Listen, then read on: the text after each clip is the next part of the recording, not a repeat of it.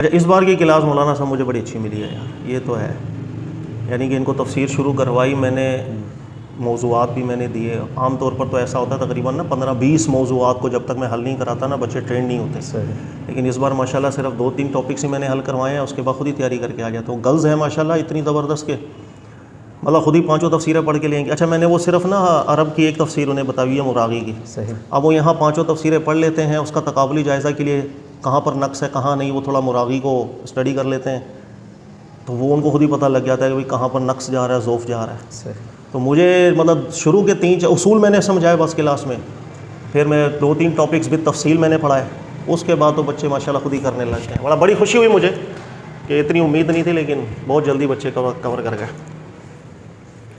بچے کور تو کر جاتے ہیں حضرت، لیکن بعض اوقات ایسا ہوتا ہے کہ آپ بھی کوئی حوالے دیتے ہیں اور کوئی واقعہ بیان کرتے ہیں تو اس میں بھی کوئی نقص نکل آتا ہے. جیسے کوئی طالب علم کتاب کھول کے پڑھ لیتے ہیں، کوئی عالم صاحب ہوتے ہیں وہ کتاب کھول کے پڑھتے ہیں تو حوالہ کچھ الگ ہی نکل رہا ہوتا ہے.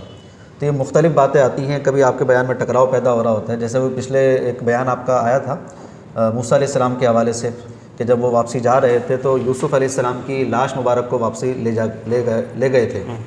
اب آپ نے اس کا حوالہ دیا تھا ابن حجر عسقلانی کے حوالے سے اور آپ نے کہا تھا کہ یہ ضعیف ہے، لیکن وہ کچھ کومنٹس آئے ہیں، بعضوں نے اس پر اپنا بیان بھی ریکارڈ کروایا گیا اور وہ یہ کہتے ہیں کہ نہیں، ابن حجر عسقلانی نے تو وہاں پر صححہ ابن حبان کے حوالے سے کہا کہ جہاں انہوں نے صحیح قرار دیا ہے. تو اب آپ نے ضعیف کہا اور ابن حجر عسقلانی ابن حبان کے حوالے سے اس کو صحیح قرار دے رہے ہیں. اب یہ ٹکراؤ جو پیدا ہوتا ہے نا، اس میں طالب علم تھوڑا جو ہے نا وہ کشمکش میں آ جاتا ہے کہ بات کیا ہے، تو اس میں یہ اختلاف کیوں ہوتا ہے؟ اچھا مجھے آپ یہ بتائیں کہ ابن حجر عسقلانی نے لکھا صححہ ابن حبان، ایمانداری سے بتائیں یہ تصحیح کی حدیث کو صحیح بولا ہے یا ضعیف بول کے گئے؟ آپ بتائیں. مسئلہ یہ ہے نا کہ اس کو تو سمجھانا ہی پڑے گا نا. سمجھانا کیوں پڑے گا؟ دیکھیں اس کو معلوم نہیں ہے، ہر چیز کو نا فن کے حساب سے دیکھا جاتا ہے. محدثین جو ہیں، اب میرے خیال ہے شاید آپ کو میں بتاؤں گا تو نئی چیز ہو جائے گی، ریکارڈ کر رہے ہیں تو سننے والوں کے لیے فائدہ ہو جائے گا، اسی لیے ریکارڈ کروا رہے ہیں. سر میں آگے اعتراضات بہت زیادہ ہونے لگے نا. نہیں اعتراضات کرنے والے کرتے رہے، اس سے ہمیں کیا پرواہ ہے. بلا وجہ کے اعتراضات کو ہم خاطر میں نہیں لا سکتے ہیں، اس لیے کہ پھر وہ ایک ایسا ماحول اور فضا تو ہم خود گریز کرتے ہیں. یہاں سے ایک کلپ جائے، وہاں سے ایک کلپ آئے، ادھر سے اس کو گالی دو، اس کو گالی دو، ہم تو یہ پسند ہی نہیں کرتے نا ایسے ماحول. بالکل یہ بات صرف اتنی چیز ہے، فن حدیث کے اندر ایک فن ہے پورا، اس کو ترتیب دیا گیا ہے، اس کے اندر اصطلاحات مقرر کی گئی ہیں. کئی دفعہ ایسے لفظ لکھے ہوئے آتے ہیں جس سے بظاہر ایسا لگ رہا ہوتا ہے حدیث صحیح ہے، لیکن حدیث وہ صحیح، وہ ٹرم ایسی ہوتی ہے کہ حدیث صحیح نہیں ہے. بھائی جیسے اسنادہ صحیح، آپ بھی جانتے ہیں، یعنی محدثین کسی حدیث کے اوپر لکھ دیں اسنادہ صحیح، اس کی سند صحیح ہے، یہ ٹرم کیا ہے؟ اس کا مطلب حدیث ضعیف ہے. حالانکہ لکھا ہوا آ رہا ہے اسنادہ صحیح، لیکن لوگ نہیں سمجھ. اسنادہ صحیح کا مطلب ہے محدث کہہ رہا ہے کہ صرف سند ٹھیک ہے، آگے کچھ گڑبڑ آ رہی ہے، آگے کچھ علت آ رہی ہے، خفیہ علت جو ہمیں سمجھ میں نہیں آ رہی یا کسی کو سمجھ میں آ چکی ہے، وہ بیان کر رہا ہے. اسنادہ صحیح کا یہ مطلب نہیں ہوتا کہ حدیث صحیح ہے، یہ مطلب کوئی نئی چیز تو نہیں ہے اس میں. اب ایک جگہ کوئی محدث لکھ کے جائے کہ اسنادہ صحیح اور میں بولوں کہ یار بیٹا فلاں محدث کو پڑھو، اس نے لکھا حدیث ضعیف ہے، اور آپ کتاب کھولے جا کر اور وہاں لکھا ہو اسنادہ صحیح، فلاں مجھ پہ اعتراض کریں سر اس نے تو کہا سند صحیح ہے اور آپ کہہ رہے ہیں حدیث ضعیف ہے، تو اس کا مطلب آپ نے فن حدیث نہیں پڑھا، سیدھی سی بات. اسی طرح دیکھیں امام ترمذی حدیث کو فقط جب حسن لکھ کے جاتے ہیں، حسن صحیح غریب کی بات نہیں کر رہے، صرف حسن جب لکھ کے جاتے ہیں، پتہ ہے آپ کو. تو اب اس کا مطلب ہوتا ہے جو روایت امام ترمذی لے کر آ رہے ہیں نا وہ سند ضعیف ہے. یہ ان کی اپنی اصطلاح تھی امام ترمذی کی کہ وہ جس حدیث کو فقط حسن لکھتے تھے، اس کا مطلب میں جو روایت لے کر آ رہا ہوں اس کی سند ضعیف ہے، لیکن اس کا متن دیگر ترک سے صحیح ہو رہا ہے، حسن ہو رہا ہے، لیکن میری روایت ضعیف ہے. اب امام ترمذی ایک حدیث کو حسن لکھ کے جائے اور میں بولوں یہ روایت ضعیف ہے اپنی سند میں، امام ترمذی نے اس پر تحقیق کیا، کامنٹ کیا ہے، پڑھنے والا پڑھے گا بھائی امام ترمذی نے ضعیف کب بولا ہے، اس نے تو حسن بولا ہے، مفتی صاحب پاگل ہو گئے ہیں. مفتی صاحب پاگل نہیں ہو گئے، ٹرمز ہے، اصطلاحات ہیں. صحیح ہے. اسی طریقہ کار سے کسی حدیث کو ضعیف کہنے کا ایک اور طریقہ کار ہوتا ہے. ایسے محدثین جن کی تصحیح قابل اعتماد نہیں ہوتی، جیسے ابن حبان ہے، ان کی تصحیح فقط قابل اعتماد نہیں ہوتی جب تک متاخرین کو نہ پڑھ لیا جائے. اس لیے کہ محدث ابن حبان جو ہے وہ متساہل تھے، بعض چیزوں میں متشدد تھے، بعض چیزوں میں متساہل تھے، اس لیے ان کی تصحیح کا اعتبار نہیں ہوتا. مطلب یہ بات علماء نے لکھی ہے، سب نے لکھی، متفق علیہ، کوئی نئی چیز ہے. اب ان کا اصول یہ تھا کہ جو شخص مجہول ہوگا، جس کے بارے میں ہم نہیں جانتے ہوں، وہ عادل ہے. ہمیں نہیں پتہ، ہمیں نہیں پتہ تو عادل ہے. صحیح. ہمیں پتہ لگ گیا فاسق ہے تو ٹھیک ہے. ایک بندے کا نام بھی نہیں پتہ، ہمیں کہاں رہتا ہے یہ بھی نہیں پتہ، بس کسی نے کہا میں نے فلاں سے بات سنی ہے، مجھے عادل سمجھ کے حدیث کو صحیح بولیں گے. جبکہ دیگر محدثین کیا کہتے ہیں؟ کہتے ہیں جب تک پتہ نہ چلے بندہ کون ہے، وہ ٹھیک تھا غلط تھا، دین کی بات ہے ہم کیسے مانیں؟ بس ڈاؤٹ آ رہا ہے نا، ان جاءکم فاسق بنبأ فتبینوا، ہم نے تو تحقیق کرنی ہے. تو محدث ابن حبان مجہول راویوں کی بنیاد پر بھی حدیث کو صحیح کہہ کے چلے جاتے ہیں. اس لیے جہاں کہیں فقط یہ لکھا ہوا ہے کہ ابن حبان نے اس حدیث کو صحیح کہا، یہ اصل مطلب ہوتا ہے کہ یہ حدیث ضعیف ہے. جب تک متاخرین کو نہ پڑھ لو. یہی وجہ ہوئی یہ جو پرٹیکولر حدیث ہے اس کو بعد کے متاخرین نے جب دیکھا بیچ میں مجہول راوی مل گئے, یعنی وہ حدیث صحیح نہیں تھی. تو محدث ابن حجر عسقلانی جس وقت لکھ کے گئے ہیں نا روایت کے نیچے کہ صححہ ابن حبان, یہ خود انڈیکیشن تھی اس بات کی کہ وہ یہ کہنا چاہ رہے ہیں اس فقط تصحیح ابن حبان لاحق ہے, اس کا مطلب ہے حدیث ضعیف ہے. یعنی محدثین کی نگاہ میں یہ بات ایک عام ہے کہ اگر صحیح ابن حبان کہا جائے تو وہ بات یقینی طور پر نہیں کہہ سکتے ہم کہ کنفرم ہے صحیح ہے. بالکل بالکل. یعنی محدثین کی نگاہ میں یوں ہے کہ صحیح ابن حبان کہا جائے تو ضعیف کا ایک شبہ پڑتا ہے, شبہ پڑ جاتا ہے, کنفرمیشن نہیں. بالکل. اس کو یوں ہی کہا جاتا ہے ابن حبان کی, فقط ابن حبان کی تصحیح قابل اعتماد نہیں ہوتی صحیح اصل جب تک ہمیں کنفرم نہ ہو جائے کہ اس کے اندر کوئی مجہول راوی نہ ہو یا دیگر جس چیز کو وہ عادل سمجھ جاتے تھے. وہ آپ نے حوالہ دیا تھا وہ المطالب کا, جی جی, اس میں ابن حجر عسقلانی نے جو نا وہ اس کو لکھا تھا صحیح ابن حبان, تو وہاں پر وہ طالب علم نے پڑھا کہ وہ صحیح ابن حبان, تو آپ کہہ رہے تھے ضعیف. تو یہ اتنی واضح طور پر اگر بات ہے تو پھر یہ اعتراض کیوں ہوتا ہے؟ اعتراض ہو جاتے ہیں, اعتراض کی طرف نہیں جانا چاہیے. دیکھیں ماحول ایسا ہی ہے, ہمیں مزہ آتا ہے, شاید ہم نے اپنی قوم کو بھی اس عادت کے اوپر ڈال دیا ہوا ہے, مزے لو لوگوں کے. مطلب میں کہہ رہا ہوں ابن حجر عسقلانی نے ذکر کر دیا کہ حدیث ٹھیک نہیں ہے, اور آپ مجھ پہ اگر یہ اعتراض کریں کہ اس نے تصحیح ابن حبان ذکر کی ہے, تو اہل علم کی مجلس کے اندر تو آپ کی بات کی وقت کیا رہ گیا, خود بیان کریں نا. جب کوئی بات کر رہا ہوتا ہے نا, ایک اعتماد بھروسہ بھی ہوتا ہے. کچی باتیں ہم نہیں کر رہے ہوتے. دیکھو کچی باتیں کرنے کا ایک وقت تھا جب ہم کیا کرتے تھے, نئے نئے تھے, اسٹوڈنٹس تھے, پڑھ رہے تھے. اب ظاہر ہے ایک وقت ایسا آتا ہے جب ہمیں ذمہ داری کا احساس ہوتا ہے کہ ہم کچی باتیں, غلطی پھر بھی ہو سکتی ہے, اس چیز کا میں لاکھ دفعہ اعتراف بھی کرتا ہوں, غلطی ہو سکتی ہے, مجھ سے بھی ہوگی, لیکن بلا وجہ کے اعتراضات مناسب نہیں ہوتے. دیکھیں ایک وہ وقت تھا, آپ کو یاد ہوگا, یہ جو کام ہے نا حوالے چیک کرنا, یہ برا کام نہیں ہوتا, یہ کام اچھا ہے. میں نے اگر کوئی ریفرنس دیا بالکل اس کو چیک کریں, کراس چیک کریں. آپ اگر طالب علم میں تحقیق کرنا چاہ رہے ہیں, ہاں اگر آپ کو شبہ آیا, بھائی جیسے یہ شبہ تھا کہ یار وہاں تو تصحیح ابن حبان موجود ہے, کوئی مسئلہ نہیں, آپ پوچھ سکتے ہیں نا, پوچھیں گے علم میں اضافہ بھی ہو جائے گا. یہ کام ہم نے بھی بہت کیا, ہم دونوں نے مل کے نہیں کیا. حضرت آپ بتائیں پھر, ہم نے ایسا کام کیا کہ ہمارے یہاں جتنی کتابیں متداول ہیں جو بہت زیادہ آتھینٹک ہیں, پڑھی بھی جاتی ہیں, ہم نے اس کے ہر ایک حوالے چیک کیے. خود فتاوی رضویہ ہم نے جب پڑھایا بھی تھا, دونوں مل کے محنت کر رہے تھے, سارے حوالے چیک کرتے تھے. ہم نے کو 500 حوالے تو اس کے اندر گڑبڑ پائے, یاد ہے آپ کو؟ جی وہ یاد ہے, اور یہ تھوڑا گلا بھی ہے, عوام کا بھی گلا ہے کہ آپ یہ کہتے ہیں کہ بہت ساری چیزیں ہیں ایسی فتاوی رضویہ میں, یا تو وہ آپس میں کلیش کرتی ہیں. یعنی ایک جگہ پر فتویٰ آتا ہے رضویہ میں کہ جناب جائز ہے, ایک جگہ پر آتا ہے ناجائز ہے. کبھی یہ آتا ہے کہ یہ حدیث ہے, کبھی یہ آتا ہے کہ حدیث نہیں. وہ آپ نے چیزیں انڈیکیٹ بھی کی تھیں, لیکن اس کو آپ پھر بیان کیوں نہیں کرتے اگر اتنے ہی آپ کنفرم ہیں اس معاملے میں؟ دیکھیے بیان کس میں کروں میں, کوئی ایک پلیٹ فارم ہونا چاہیے نا. دیکھیں یہ چیزیں جب ہم نے نکالی تھیں, اور میں اکثر بیان کرتا ہوں کہ احمد رضا خان صاحب بڑے عالم دین, لیکن وہ 300 سوالات فتاوی رضویہ سے نکال دیں. وہ 300 سوالات جو ہم نے انڈیکیٹ کیے ہوئے تھے وہ اس واضح طور پر دلالت کرتے ہیں کہ وہ کسی عالم دین کی لکھی بات ہے ہی نہیں. چہ جائے کہ ہم بولیں بہت بڑے عالم دین کی لکھی بات ہے, اس کے اندر تعارضات ہیں, اس کے اندر الٹی سیدھی باتیں ہیں جس کو کوئی بندہ بلا وجہ کا دفاع کرے گا, ایکسیپٹ کوئی نہیں کر سکتا. ہم نے وہ 300 الگ بھی کیے, اپنے یہاں جہاں تک سلام دعا تھی پلیٹ فارم تھے ہمارے پاس, ہم نے وہاں پہنچائی بھی, کوشش بھی کی, لیکن کوئی فائدہ نہیں ہوا. اب میں کہاں پر بیان کروں, لوگوں کے اندر بیان کروں گا, فائدہ کیا ہوگا اس کا؟ مطلب مجھے بتائیں نا اب یہ فائدہ ہوگا. ہاں یہ ضرور ہے کہ آئے بگائے میرے پاس جو انڈیویجولی کوئی شخص آتا ہے, میں اس کو بتا دیتا ہوں یہ غلطی ہے, اس چیز کو آپ نہ فالو کریں. مطلب کوئی ایک مثال ایسی جو آپ نے ایک ہے, 10 مثالیں میں آپ کو دے سکتا ہوں. کوئی بھی ایسی بات کہ جو بالکل واضح ہے. ابھی آپ کے آنے سے پہلے جو یہاں لڑکا بحث کر رہا تھا, من لا شیخ لہ فشیخہ شیطان, جس کا کوئی شیخ نہیں ہے, جس کا کوئی پیر نہیں, اس کا پیر شیطان ہے. یہ کوئی حدیث نہیں ہے, یہ کتاب الحدیث کے ذخیروں کے اندر علماء, بلکہ پکا جو 100% جھوٹ ہے اللہ کے رسول صلی اللہ علیہ وسلم کا مبارک نام لے کے, نام و نشان تک نہیں ہے اس کا کتب حدیثوں کے اندر. لیکن فتاوی رضوی میں ایک جگہ سوال ہو رہا ہے تو انہوں نے حدیث کہہ کے ذکر کیا, کہہ رہے ہیں حدیث سے کہ روایت کی جاتی ہے من لا شیخ لہ فشیخہ شیطان. پھر اس سے استدلال بھی کر رہے ہیں کہ اس روایت کا مصداق یہ لوگ ہیں.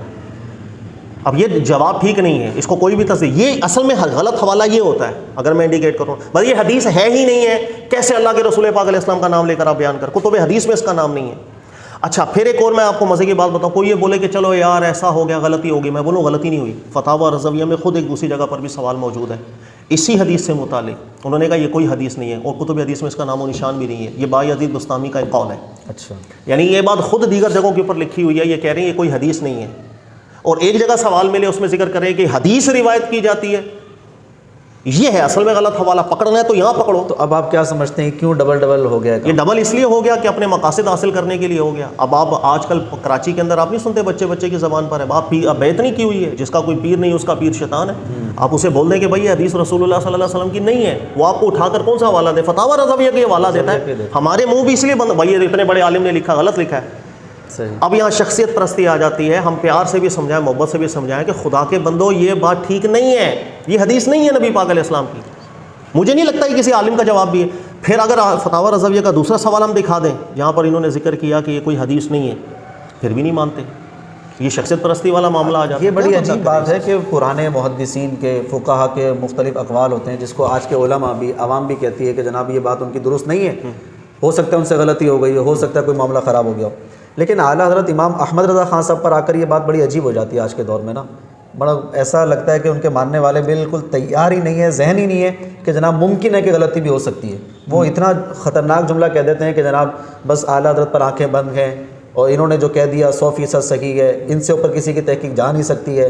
اب بس آخری درجہ یہی ہے امت مسلمہ میں. تو یہ کیا تصور بیٹھ گیا ہمارے بیٹھ گیا، بس یہاں کا ماحول ہے. حضرت کیا کریں، اسی کو تو توڑنا ہے. دیکھو میں ایک جملہ کہتا ہوں، شخصیت پرستی خدا پرستی دو بہت الگ چیزیں ہیں.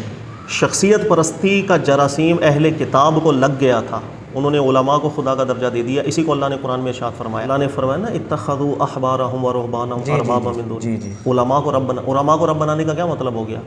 آپ نے عالم کو یہ سمجھا اس کے منہ سے جو نکلا وہ دین ہے، اس کی زبان سے جو نکلا وہ دین ہے، اس کے قلم سے جو لکھا گیا وہ دین ہے. شخصیت پرستی یہ ہو جاتی ہے، آپ انسان کو خدا کا درجہ دے دیتے ہو. جب تک شخصیت پرستی کا مادہ نہیں جائے گا نہیں سمجھ میں آتی بات. لیکن آتی بھی ہیں، لوگ سمجھتے بھی ہیں. آپ طریقے سے سمجھائیں گے لوگ سمجھیں گے. جو ایک ماحول سے منسلک ہوتا ہے، مسلک سے منسلک ہوتا ہے، وہی ضد بحث کرتا ہے. ایک سادہ بندے کو آپ سمجھائیں سکھائیں تو وہ سمجھ جاتے ہیں ہاں یار یہ فرق ہے. اصل میں ہمارا تعلق اللہ اور اس کے رسول صلی اللہ علیہ وسلم سے ہے، شخصیت سے نہیں ہے. یہ ذریعہ ضرور بنتی ہیں ہمیں اللہ رسول تک پہنچانے کا، حقیقت تک پہنچانے کا. تو ہمیں حقیقت پر جانا ہے. اگر پتہ چل جائے کہ جناب یہ غلطی ہو رہی ہے تو وہ کہتے ہیں دوسرا راستہ اختیار کر لو. لیکن جو مسلک سے منسلک ہوتا ہے، بالخصوص خاص طور پر طبقہ بریلویت والوں میں بہت زیادہ شدت ہوتی ہے کہ نہیں جناب کسی بزرگ سے متعلق کوئی ایسی بات نہیں کر سکتے کہ ان سے نسیان ہو گیا، صحب ہو گیا، ہو سکتا ہے انہوں نے غلط لکھ دیا ہو. یہ ذہن بنتے ہی نہیں ہے. اس کے لیے کیا تجویز کریں گے آج؟ ہمارے دیکھو مسلک بھی اعلیٰ حضرت نام سے مشہور ہو گیا نا. ہاں یہ بھی بڑی خطرناک بات ہے، مسلک کے اعلیٰ. جب اب اس کی غلطی آپ بیان کر دیں اگر تو وہ تو سمجھیں گے مسلک ہی گر گیا. لیکن میں تو دیکھو ایک بڑی پیاری بات کرتا ہوں. میں یہ کہتا ہوں کہ جو 250-300 سوالات میں نے نکالے ہوئے ہیں، حوالے اس میں غلط ہیں، جھوٹ اس میں بولا گیا ہے، اللہ کے نبی علیہ السلام کا نسبت لے کر کی غلط باتیں کی گئیں. یار آپ ان کو نکال دو. یہ کسی عالم کی بات، مجھے ایسا لگتا ہے کسی عالم کی جواب نہیں ہے، عالم کی باتیں نہیں ہیں. عالم کیوں خیانت کرے گا؟ اگر وہ خیانت کرے عالم کہاں سے ہوا؟ مثال کے طور پر جیسے وہ نہیں بہجت الاسرار والی بھی روایت آپ جانتے ہوں گے، میں تھوڑی تفصیل کر دیتا ہوں سننے والوں کو بھی سمجھ میں آ جائے. کہ ایک جگہ کے اوپر فتاوی رضویہ میں غالباً امام ذہبی کے حوالے سے ذکر کیا نا، شطنوفی کے، کہ امام ذہبی نے شطنوفی کے حوالے سے لکھا جو بہجت الاسرار کے مصنف ہیں کہ بہت اچھی کتاب ہے، بہت بڑے عالم دین ہے، انہوں نے کتاب لکھی ہے. اب یہاں پر آ کے سٹاپ کر دیا. اصل کتاب کو کھول کے پڑھیں گے نا تو امام ذہبی نے یہ ضرور لکھا کہ علامہ شطنوفی نے کتاب لکھی، اور اگلا جملہ یہ تھا وراجہ فیہا حکایات کثیرہ مکذوبہ، کہ جھوٹ بھرا ہوا اس کتاب کے اندر. اب اس سوال میں امام ذہبی کی عبارت لی جہاں انہوں نے ذکر کیا نا امام ذہبی نے کہ جھوٹ بھرا ہوا ہے، وہ لفظ کھا لیے، وہ لفظ کھا لیے، اور کتاب کی شان بیان ہو رہی ہے. دیکھو جی اتنے بڑے بڑے علماء نے کتاب کی شانیں بیان کی. بھائی اصل کتاب کھول کے دیکھو، شان بیانی کی بیان کر رہے ہیں، جھوٹ بھرا ہوا ہے اس کتاب کے اندر. یہ بلنڈرز ہیں. میں کہتا ہوں یہ کسی عالم کا کام نہیں. عالم ہے تو ایسی حرکت کیوں کرے گا؟ اور جو ایسی حرکت کر رہا ہے وہ عالم نہیں ہے. تو ایسے سوالات کو ہم نے چھاپ کے اصل میں اب لوگ نہیں مانتے. دیکھو لو بھائی وہ فتاوی رضویہ میں لکھا ہوا یہ کتاب معتبر ہے، بس ٹھیک ہے پھر اب کچھ نہیں کر. اب آپ صرف سمجھائیں لوگوں کو، جو سمجھ جائے گا سمجھ جائے گا، نہیں سمجھے گا نہیں سمجھے گا. لیکن حضرت میں یہ سمجھ رہا ہوں کہ آج کل جو سوشل میڈیا کا دور ہے نا، پہلے اسلام یا دین وہ یوں تھا کہ بھائی ایک مسجد تک تھا، ایک مسجد میں امام صاحب نے کوئی غلط بات کی تو بس ٹھیک ہے 2-4 بندوں کو پتہ چلے گی. اب اسلام جو ہے نا وہ چاروں طرف سے آ رہا ہے، یعنی سوشل میڈیا کی وجہ سے. اس میں کیا ہے کہ جناب کوئی ایک عالم بھی بات کرتا ہے نا اور سوشل میڈیا پہ اپنا بیان اپلوڈ کر دیتا ہے تو پوری دنیا میں لوگ اس کو سنتے ہیں. اور اب نیٹ کی وجہ سے بہت آسانی ہو گئی ہے، کتابیں اویلیبل ہو جاتی ہیں، کوئی خریدنے کی ضرورت نہیں پڑتی ہے. تو نوجوان بھی، طالب علم بھی نکال کے پڑھ رہے ہیں. میرے اپنے جاننے والوں میں ایسے ہیں طالب علم اور علماء بھی کہ جو کتابوں کو پڑھتے ہیں نا، میں نے ان کو عبارت دکھائی تھی ہے امام ذہبی کی اور فتاوی رضویہ کی عبارت میچ کر کے دکھائی. ایک آپ کو یاد ہوگا وہ عبارت تھی قبر میں عہد نامہ رکھنے کے حوالے سے، تو رضویہ کے اندر عبارت الگ الگ لکھی ہوئی الگ ہے وہ غلط، اور وہاں پر عبارت حوالہ غلط دیا، سیدھا بولے مفتی صاحب، سیدھا سیدھا بولے آپ حوالہ غلط دیا ہوا تھا انہوں نے، تو آدھی عبارت انہوں نے دی تھی، وہ ان کو میں نے سمجھائی، وہ بولنے واقعی غلطی ہے بھائی، نہیں مانتے، کچھ ماننے والے بھی ہیں، یہ بات تو ماننے کی حقیقت ہے، لیکن جو نہیں مان رہے ان کو کیسے سمجھائیں، کیسے منوائیں؟ دیکھیں آہستہ، سب کام بڑا سلو ہوتا ہے، آہستہ آہستہ، اللہ کی ایک سنت ہے، ہر کام تدریج سے اللہ نے کیا، حالانکہ وہ یکدم کرنے پر بھی قادر ہے، ہر کام کو اللہ تعالیٰ نے زیرو سے شروع کر کے کمال پہ پہنچاتے ہیں، پھر اس پہ زوال بھی آتا ہے، یہ اللہ کی سنت، ہر کام تدریجاً ہوتا ہے، دین بھی کامل ہوا ایک تدریجی طور پر، یہ اللہ کی ایک سنت ہے، ہر کام بڑا سلو ہوتا ہے، ہم جلدی نتائج حاصل کرنے کی کوشش کریں گے غلط ہو جائیں گے۔ اچھا، آپ کو کیا لگتا ہے کہ امام احمد رضا خان صاحب کے دور میں یا ان کے بعد کوئی ہے پائے کا عالم تو بہت زیادہ اعلیٰ درجے کے ہوں، اعلیٰ تحقیق والے ہوں؟ یار بہت ہے، میں دیکھو ماضی تو نہیں جانتا، میری جہاں تک رسائی ہوئی تھی غلام رسول سیدی صاحب، آپ دیکھ میں نے بہت پڑھا ہے ان کو ماشاءاللہ، وہ بہت بڑے عالم دین۔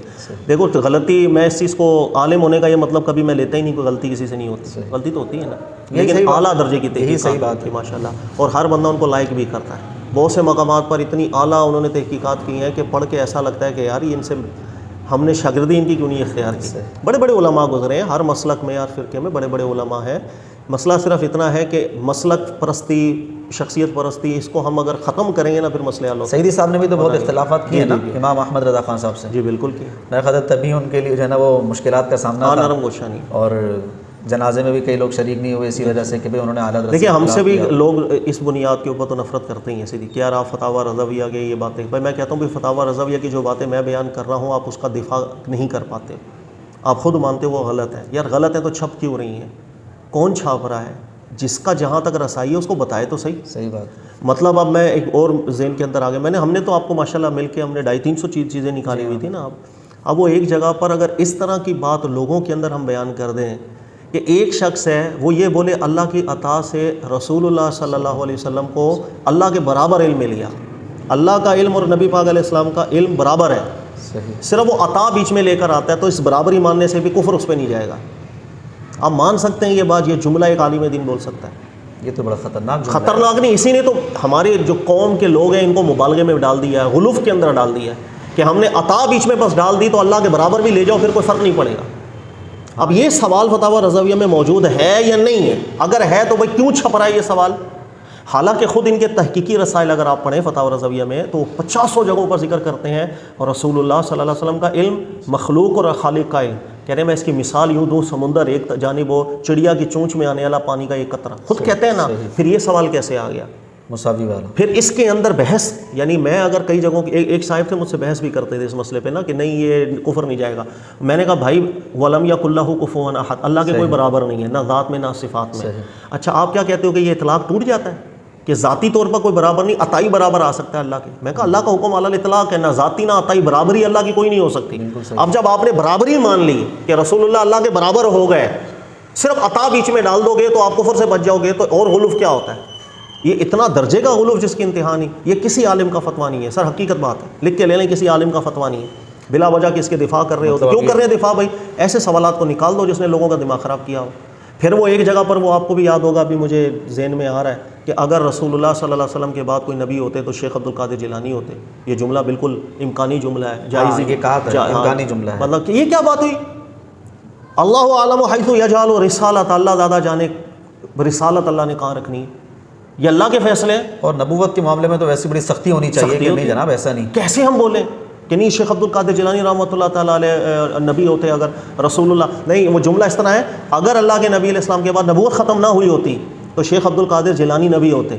اس جملے کو جائز الامکان رکھا، بالکل ایسے۔ یہی جملہ تو قاسم نانوتوی نے بھی بول دیا تھا، آپ کو یاد ہے؟ اگر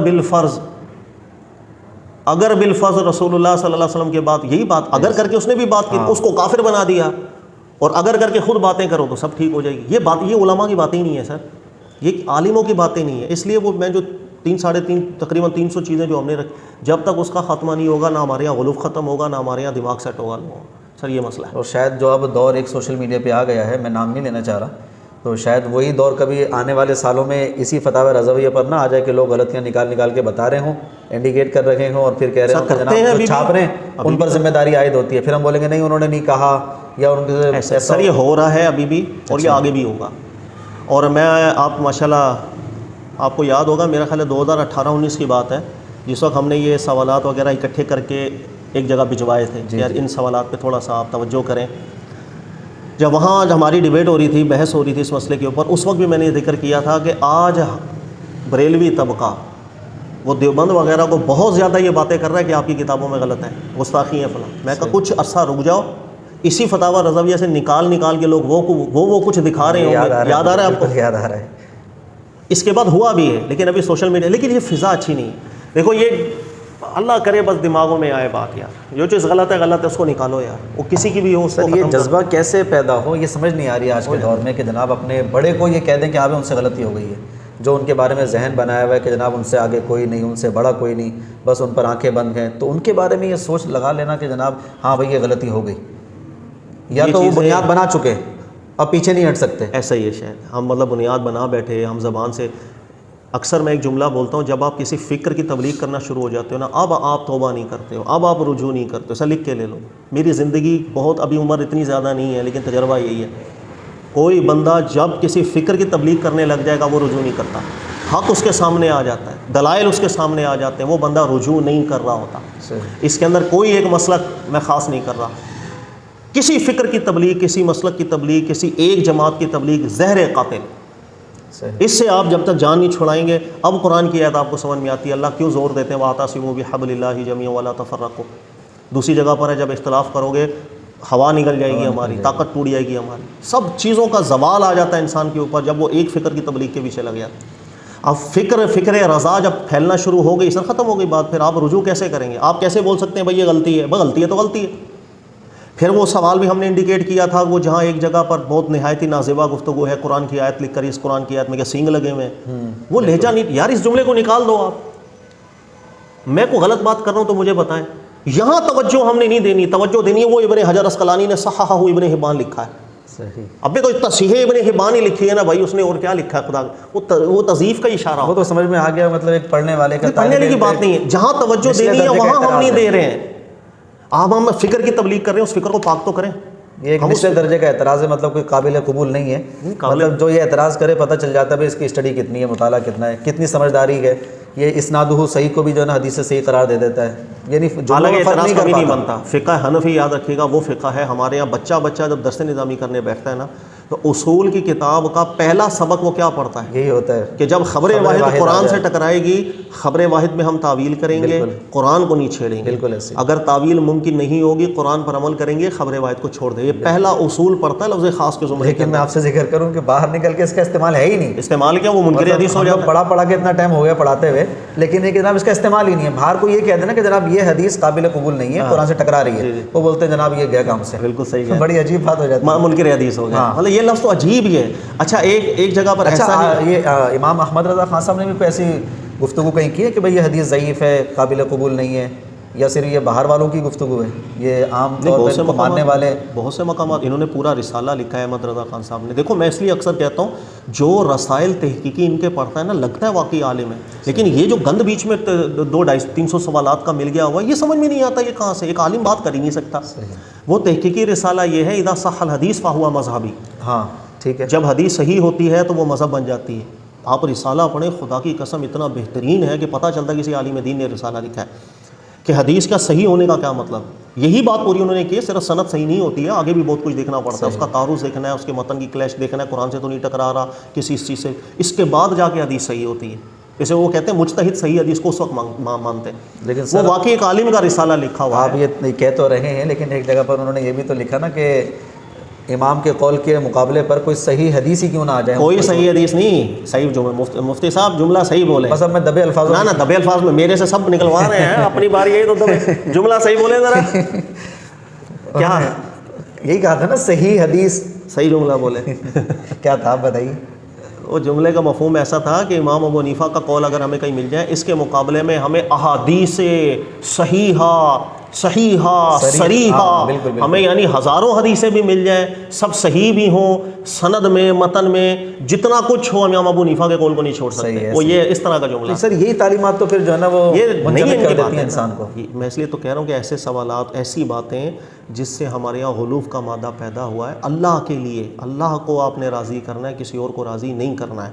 یہاں توجہ دینے والی بات، میں نے ان چیزوں کو اکٹھا بھی کیا، میں نے بہت سے پلیٹ فارمز پہ ان کو پہنچایا بھی تھا، اس کا کوئی خاطر خواہ نتیجہ نکلا نہیں، بلکہ نتیجہ کیا نکلنا تھا، اگلے ہی سال وہ ایک نیا فتاوی رضویہ آ گیا تھا جس میں پتہ نہیں کتنے 100 مزید سوالات ایڈ ہو گئے. ہاں پہلے جلدیں کم تھی، پھر اور بڑھ گئی، سن رہے ہیں کہ ابھی اور بڑھ اور رہی اللہ کے بندو جو چیزیں کمزور ہیں اس کو نکالیں، اللہ کے لیے نکالنی ہے، مجھے راضی نہیں کرنا، اللہ کو راضی کرنا ہے. لیکن یہ بہرحال سلسلہ چلتا رہے گا. اچھا یہ ایسا لگتا نہیں ہے، لیکن یہ کہ ماحول یوں ہی بنایا جاتا ہے کہ اعلیٰ حضرت اپنے دور میں بھی ایک بہت بڑے عالم تھے اور ان کے مقابلے پر کوئی نہیں تھا. نہیں، تو کیا حقیقت کیا ہے کہ ان کے دور میں بھی کوئی اور علماء تھے؟ بہت بڑے بڑے علماء تھے. ہمیں تو میں ایسا صرف اتنا لگتا کہتا ہوں کہ آپ اعلیٰ حضرت کے والد محترم کو پڑھ لیں نا، نقی علی خان صاحب، آپ یقین کریں شہد کھانے کے بعد جیسے چائے پھیکی لگتی ہے نا، اعلیٰ حضرت پھیکا پڑ جاتا ہے. اچھا، جو ان کے اعلیٰ درجے کے تحقیقی رسائل ہیں احمد رضا خان صاحب کے، ان کے والد صاحب کو اگر آپ مطالعہ کر لیں، ان کے سب رسائل پھیکے پڑ جاتے ہیں. صحیح. اتنے بڑے عالم دین تھے. ان کی بدعت کے موضوع پر بھی ایک کتاب ہے نا، آج تک صرف اس کتاب کے اوپر میں چلتا ہوں. اتنی پیاری کتاب میں نے زندگی میں نہیں پڑھی گئی. اچھا، بدعت کے حوالے سے اینڈ کر دیا انہوں نے، بدعت کے تصور، بدعت کب ہم اس کو مصلحت مرسلہ میں جانا ہے، کب کہاں جانا ہے، ہر چیز کو ایسا واضح کیا ہے کہ اینڈ ہے. تو یہ ان کے ماننے والے پڑھتے نہیں ہیں کیا؟ مطلب پڑھتے ہوں گے، کیوں نہیں پڑھتے؟ ہر ایک بندے کا ایسا ذہن نہیں ہے سر، یہ تو آپ مانیں نا. بہت سے لوگ ہیں ہمارے پاس نہیں آتے پڑھنے کے لیے، اچھے سے اچھے علماء بھی آتے ہیں ماشاءاللہ، وہ بات سنتے بھی، لیکن ایک فضا پھیل جاتی ہے نا. ایک میں نے ابھی شروع میں آپ کو کہا تھا کہ شاید ہماری قوم کو بھی اس چیز میں مزہ آنے لگ گیا ہے کہ میں اس کو گالی دوں، وہ مجھے گالی دے، میں اس کو ذلیل کروں، مجھے ذلیل کرے. عمومی انداز یہی ہے تبلیغ. شاید یہ مزاج دہائیوں سے محیط چلتا ہوا آ رہا ہے. آپ دیکھیں نا فرقہ واریت کے اندر ایک ممبر سے اس کو گالی، دوسرے ممبر سے اس کو گالی، بیانات ہوتے ہیں، روڈوں کی محفل ہوتی تھیں تو یہ اس کو گالی، وہ اس کو گالی، یہ فضا چلتے چلتے چلتے چلتے اگلی نسل آ گئی ہے. صحیح. تو یہ ہمارے خون کے اندر بس چکا ہے، ہمیں اس میں مزہ آتا ہے. یہی چیز دیکھو سیاسی ماحول کے اندر بھی ہے. سیاسی ماحول میں ہمارے یہاں پر وہ پروگرام ہٹ ہوتا ہی نہیں ہے جس پروگرام کے اندر کسی دوسرے کی ماں بہن ایک نہ ہو رہی ہو. صحیح ہے. اور جس پروگرام کے اندر بیٹھ کر کے آپ کسی اور کو ذلیل کر دو، آپ دیکھو وہ پروگرام ایسا آسمانوں کے اوپر چلا. ایک ماحول ہے، کوئی ماحول میں تبدیلی نہیں ہے. صحیح. تو یہ اب قوم کو جب آپ نے بدلنا ہے، یہ بہت گریجولی سلو سلو سلو سلو سلو سلو پھر جا کر کے قوم میں تبدیلی آتی. یکدم تبدیلی نہیں آتی، اور میں کبھی بھی اس کو نہیں سوچتا کہ قوم بدل جائے. وہ بہت ٹائم لیتی ہے قوم بدلنے میں. اب کیا سمجھتے ہیں کہ ہمارے یہاں جو محدثین کے اصول چل رہے ہیں اس میں بہترین کتاب کون سی ہے، کس کو اسٹڈی کیا جائے؟ محدثین کے اصول کے اوپر ناصر الدین البانی صاحب کو پڑھ لیں تو میرا خیال ہے بہت کچھ حل ہو جاتا ہے. اچھا. دیکھو ناصر الدین البانی صاحب، لوگوں نے ان کی بھی شاید قدر نہیں کی. یہ برِ صغیر کی میں بات کر رہا ہوں، باہر والوں نے تو بہت قدر کی ہے، یہاں والوں نے زیادہ قدر نہیں کی ان کی. وہ بہت بڑے عالم دین تھے. سند کے متن کو کیسے معول کرنا ہے، ہم نے متن کو کیسے ٹھیک بٹھانا ہے. بشری تقاضے میں غلطیاں ان سے بھی ہوئی ہیں، لیکن اوور آل دیکھیں گے نا بہت اعلیٰ بندہ ہے. اصول حدیث میں ماہر بہت تھے. جہاں وہ اصول حدیث بیان کر رہے ہوتے ہیں بہترین. صرف ناصر الدین البانی صاحب کا سلسلہ صحیحہ اور سلسلہ ضعیفہ انسان پڑھے اچھے طریقے سے، فن حدیث بھی اس کا اعلیٰ درجے کا ہو جاتا ہے اور اس کو بہت کچھ سیکھنے کو ملتا ہے، بہت کچھ سیکھنے کو ملتا ہے. اس کے علاوہ بہت ہیں. ہم عثیمین صاحب کو پڑھ لیں، ان کی جو ابحاث ہیں حدیثوں کے اوپر سونے پہ سواگا ہو جاتا ہے. صالح منجد صاحب کو پڑھ لیں تو وہ اس سونے کے اوپر بھی سواگا ہو جاتا ہے. یہ تو مطلب ایسا سمندر ہے کہ جتنی گہرائی میں چلے جائیں. ابھی کچھ دنوں پہلے جو آپ نے وہ روایت بیان کی تھی نا کلاس میں جب بیان کر رہے تھے کہ وہ علی کے چہرے کو دیکھنا عبادت ہے، نظر الی وجہ علی کی عبادت، تو اس پر ناصر الدین البانی صاحب نے اس پر حکم لگایا تھا کہ یہ حدیث صحیح نہیں ہے، ثابت نہیں ہے. تو ایک عالم صاحب ہیں، ایک مسلک سے تعلق رکھتے ہیں، آج کے نام نہیں لیتے ہم، تو انہوں نے کہا تھا بھائی البانی کی چوری پکڑی گئی. تو البانی صاحب نے غالباً اس کو موضوع قرار دیا تھا، تو انہوں نے کہا یہ موضوع نہیں ضعیف ہے، تو البانی کی چوری پکڑی گئی. تو صحیح بات تھی ہے سر. وہ اب کیا بولیں آپ، مطلب موضوع نہیں ہے، ضعیف ہے. یار یہ بندہ مرا نہیں ہے، کومے میں چلا گیا ہے. مطلب کسی کام کا بندہ نہیں ہے، مر گیا یا کومے میں چلا گیا، بندہ کسی کام کا رہا. بھائی یہ موضوع نہیں ہے، ضعیف ہے. وہ صرف سند کی بحث تھی، متن میں تو موضوع ہے. متن کے اعتبار سے بالکل موضوع. بھائی اگر ایک چیز کو ہمارا دین عبادت قرار دے دے وہ اس زمانے کے لیے خاص ہوگی، قیامت تک کے لیے عبادت ہوگی. اگر حضرت علی کو دیکھنا عبادت تھی تو ان کے انتقال کے بعد یہ عبادت ختم ہو گئی. عبادت مقاصد اصلیہ کے لیے تخلیق انسانی ہے. وما خلقت الجن والانس الا لیعبدون. اگر اس چیز کو عبادت کر، اب سمجھ میں آئی، اگر اس چیز کو عبادت قرار دیتا ہمارا دین تو یہ قیامت تک کی عبادت ہوتی. اور ہمارا دین ایک چیز کو عبادت قرار دے رہا ہے کہ حضرت علی کو دیکھا تو عبادت ہے، اور حضرت علی کے فوت ہونے کے بعد عبادت بند ہو گئی. اور متن قرآن کے خلاف تھا، اس لیے موضوع ہے. جھوٹ ہے جس نے باندھا اللہ کے نبی علیہ الصلوۃ والسلام قرآن کے مقصد کے خلاف. یہ تو مسئلہ ہے. اچھا لوگ سمجھتے نہیں ہیں. وہ سند اصل میں ہمارے یہاں برِ صغیر کی فن حدیث ہے. سند ضعیف ہے، سند صحیح ہے، اس سے آگے بڑھتے ہی نہیں، ان کو پتہ ہی نہیں اس کے آگے کیا ہوتا ہے بھائی. اصل کام تو سند کے بعد شروع ہوتا ہے. سند تو پہلا اسٹیپ ہوتا ہے کہ آپ کو اچھے بندوں سے ملی ہوئی بات، پھر ان اچھے بندوں کی باتوں میں بھی دیکھو کوئی مسئلہ نہ رہ گیا. فن حدیث ان دو چیزوں کا نام ہے. دیکھو اگر ہم بولے نا کہ بات گندے لوگوں کی بھی آئے تو بھائی وہ کیوں ہم گندے لوگوں کی بات لیں؟ گندے لوگوں کو اتنی ویلیو کیوں دیں؟ ایک بندہ جھوٹا ہے، وہ ہے ہی جھوٹا، تو میں ان کی کیوں باتیں لوں؟ ان کی تو بات کو ہم ویلیو نہیں دیتے نا. ویلیو ہے اچھے لوگوں. دیکھو میں اکثر لوگوں کو بیان کرتا ہوں، آپ میرے ساتھ ہوتے ہیں، ہم دونوں الحمدللہ ساتھ ہی رہتے ہیں. اب ایک بندہ ہے کسی علاقے سے آیا اور وہ بولتا ہے کہ یار مفتی کامران صاحب نے نا ایسی بات کی ہے.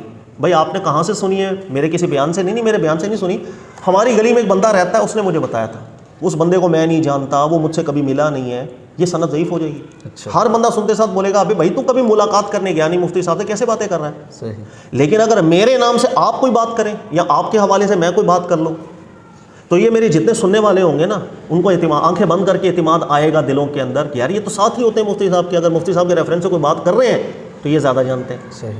تو سند کوئی چھوٹی چیز نہیں ہوتی ہے. سند ہے کہ ہاں، لیکن آپ انسان ہیں، میں انسان ہوں، ہم آپس میں بھی ایک دوسرے کے حوالے سے کوئی بات کر رہے ہوں گے نا، ممکن ہے غلطی لگ سکتی ہے، یہ امکان تو ہے. بالکل صحیح، بالکل ایسے ہی. اچھا آپ سے اگر غلطی نہیں لگ رہی، ممکن ہے آپ سے جس نے بات سنی جب وہ آگے اس بات کو تعبیر کر رہا ہے بات میں فرق آ سکتا ہے. یہ تو امکان چل رہے ہوتے ہیں نا. یہ امکان ہوتا ہے پھر متن کو چیک کرنے کا کہ ٹھیک بندے کی بات میں بھی بدلاؤ تو نہیں آ گیا تھا. صحیح. پھر یہ متن چیک کرنے کی باری ہوتی ہے. دونوں اسٹیپس بہت قیمتی ہیں. ہمارے یہاں سند کھیلا جائے، گیم ہی سند کا ہے سر، اور کوئی گیم نہیں.